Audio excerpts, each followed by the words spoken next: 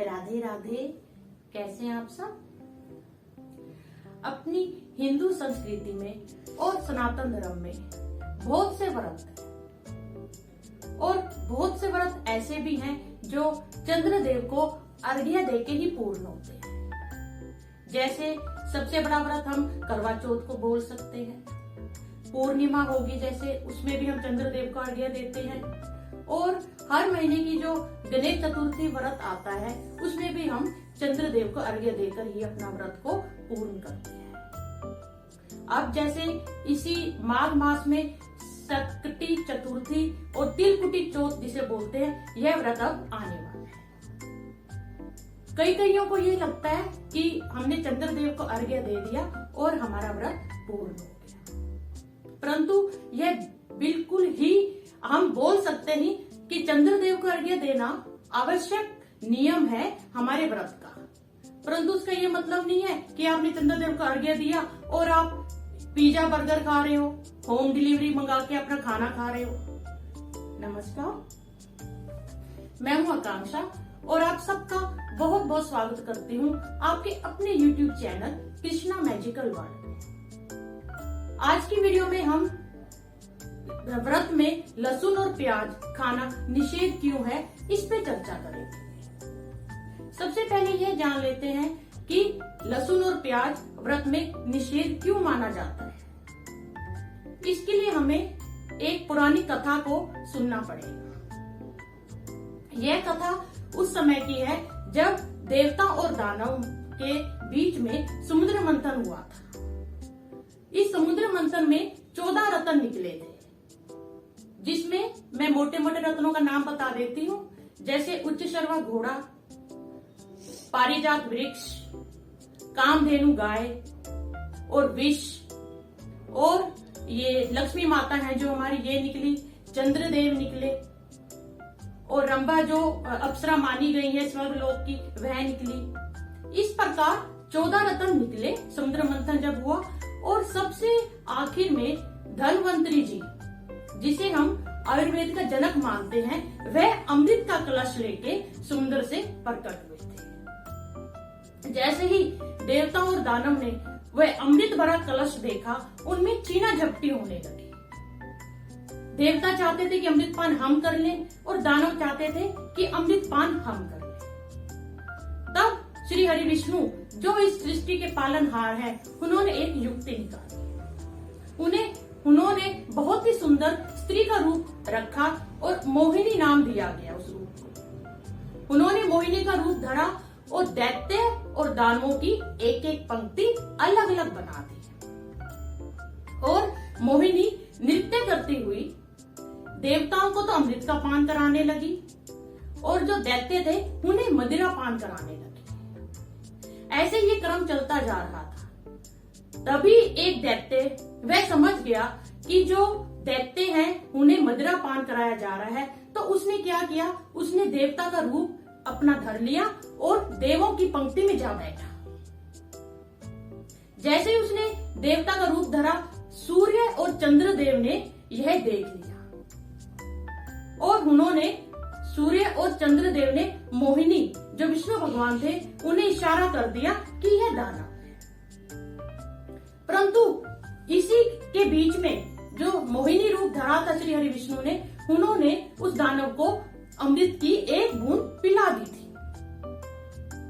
तो जैसे श्री हरि विष्णु को पता चला कि यह दानव है, उन्होंने तत्काल सुदर्शन चक्र लिया और उस पे छोड़ दिया। चूंकि वह दानव अमृत की एक बूंद अपने गले से नीचे गटक चुका था, इसलिए वह मृत्यु को प्राप्त नहीं हुआ, परंतु उसका सिर अलग हो गया और धड़ अलग हो गया। जो सिर है वह हम राहु के नाम से जानते हैं और जो धड़ है उसे हम केतु के नाम से जानते हैं। और ये दोनों ही ग्रह अति बलवान हुए क्योंकि इन्होंने अमृत पान कर लिया था। तो जब श्री हरि विष्णु ने सुदर्शन चक्कर चलाया और उस राक्षस का जब धड़ कटा, उससे कुछ रक्त की बूंदें नीचे पृथ्वी पे गिर पड़ी। उसी से लहसुन और प्याज की उत्पत्ति हुई। चूंकि वह राक्षस का रक्त था, इसलिए लहसुन और प्याज में अति दुर्गंध हमें आती है और यह तामसिक भोजन में रखी गई है। क्योंकि उसने एक बूंद अमृत भी चख ली थी, इसलिए कुछ अमृत का उसमें अंश आ चुका था उसके रक्त में, इसलिए ये लहसुन और प्याज है, यह रोगाणुओं को भगाने वाले भी हुए और औषधि के रूप में भी प्रयोग होते हैं लहसुन और प्याज। तो आपने देखा, क्योंकि लहसुन और प्याज एक दानव के रक्त से उत्पन्न हुए हैं, इसलिए इनको तामसिक भोजन बोला गया है और किसी भी देवी देवता के भोग में इसका उपयोग नहीं किया जाता। तो आपने देखा कैसे लहसुन और प्याज व्रत में हम नहीं उपयोग कर सकते। तो मेरा आप सभी जो भी इस वीडियो को देख रही हैं, उन महिलाओं से अनुरोध है कि आप अपना व्रत कृपया करके खंडित ना करें। अगर आप चंद्रदेव को अर्घ्य देती हैं, पूरे दिन आप भूखी प्यासी रहती हैं, सात्विक आप भोजन, कई महिलाएं तो भोजन तक नहीं करती, सिर्फ एक बार या तो एक बूंद पानी पीती हैं या सिर्फ चाय या दूध या जूस लेती हैं। जब आपने पूरा दिन इतने आपने संयम से बिताया, तो आप जब चंद्रदेव को अर्घ्य देती हैं तो 2 या 3 घंटे के लिए आप क्यों अपने व्रत को खंडित करती हैं? क्यों लहसुन और प्याज का प्रयोग करती हैं और भोजन में ग्रहण करती हैं? आपको ये चाहिए कि आप चंद्रदेव का जब अर्घ्य दे तो उन्हें भी आप मीठी किसी भी सात्विक चीज का अवश्य भोग लगाएं। वह चाहे हलवा हो, खीर हो, मिश्री हो, चीनी हो, बताशा हो, कोई भी सफेद आप चीज का अर्घ्य देंगी कच्चे दूध का चंद्रदेव को, और भोग में भी उन्हें सफेद चीज ही भोग लगाएंगी चंद्रदेव को, तो वे अति प्रसन्न होते हैं। इसके बाद जो भी आपके घर में ठाकुर जी विराजमान है, या दुर्गा माता को आप मानते हैं, या बालाजी महाराज जी को, जिस भी देवी देवताओं को आप मानते हैं, आप उस मंदिर में भी आप सात्विक भोजन बनाइए और अपने मंदिर में भी भोग लगाइए। आप अपने पितरों का भोग निकालिए, गाय माता का मीठा भोजन निकालिए, कुत्ते का मीठा भोजन निकालिए, और कोई भी आपके घर बड़ा बूढ़ा है या आपकी कोई बालिका बालक छोटे हैं, उन्हें भोजन कराइए। और सबसे आखिरी में आप स्वयं बड़े ही श्रद्धा पूर्वक सात्विक भोजन ग्रहण कीजिए, ताकि जो आपका व्रत है आप उसके पूर्ण फल को प्राप्त करें। अब आप देखिए ना, जैसे हमने इस कथा में देखा, चंद्रदेव और सूर्यदेव को ग्रहण लगता है। वैज्ञानिक कारण चाहे कुछ भी हो, परंतु अपना जो सनातन धर्म है वह यह बोलता है सूर्य और चंद्रदेव राहु के अत्यंत प्रबल शत्रु हैं, क्योंकि सूर्य और चंद्रदेव ने ही श्री हरि विष्णु को यह बताया था कि यह दानव है जो देव रूप बना के देवताओं की पंक्ति में जा बैठा है।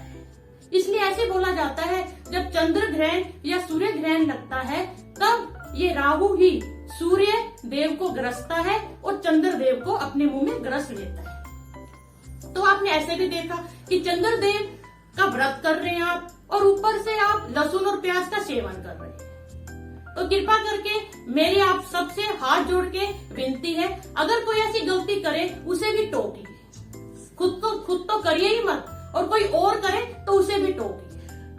अपने व्रत को पूर्ण होने दीजिए। सिर्फ एक रात की बात है, पूरी जिंदगी की बात नहीं है। लहसुन प्याज मत प्रयोग में लाइए। आशा करती हूँ आपको ये वीडियो अच्छा लगा होगा। इसे ज्यादा से ज्यादा शेयर कीजिए, ताकि ये जो भ्रम फैला हुआ है कि चंद्रदेव को अर्घ्य देके कुछ भी खा लिया जाए, यह दूर हो। अगर आपने मेरे चैनल को सब्सक्राइब नहीं किया तो प्लीज कीजिए। अब मुझे जाने की आज्ञा दीजिए, मैं आज्ञा चाहती हूँ। धन्यवाद। राधे राधे।